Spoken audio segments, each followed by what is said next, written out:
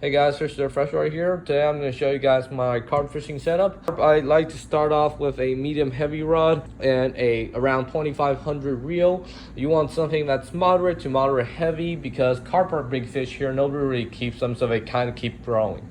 For line here, we are using around a 12 to 15 pound mono. If you want to do braid, you could go for 25-30 pound. The setup itself, you start yourself with a bait cage of some sort.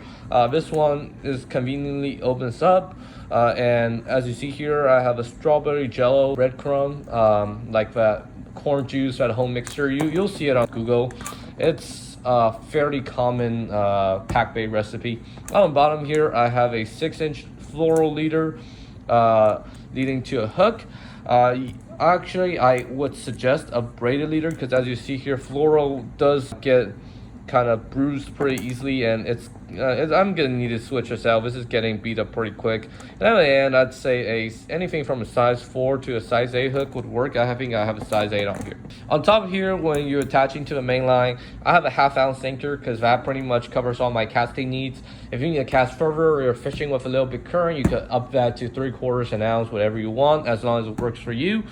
And yeah, basically how this rig will work is you're gonna put the pack bait inside here. I mean, you're also gonna wrap a little bit on the outside, and then what I'm gonna do is I'm gonna take one of these guys. I think I got these off Team, but I don't know, I've never seen them sell them around here, but I think these are made specifically for carp fishing. What they are is you see these little loopholes on top of balls. These are just floating like kind of balls. They don't have any scent to it or anything. It just keeps your hook like floating like this in the water. And if you don't have that, I would say that power eggs will do this exact same job. Just hook a little bit power egg on there and make sure it floats. Some people also like to do a hair rig, and you could do that too, where you have a hair rig extended to a power egg.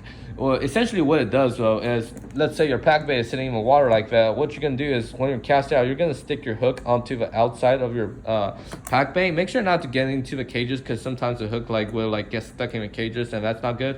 But your floating eggs will float your hook to the top.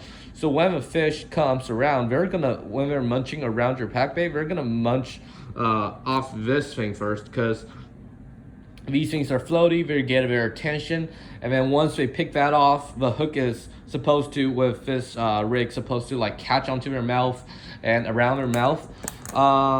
So that's why with the leader, you never want them to be too long. I like to keep them under 6 inches. So that's my carp setup. Thank you guys for watching, and stick around for new fishing content. See you guys later.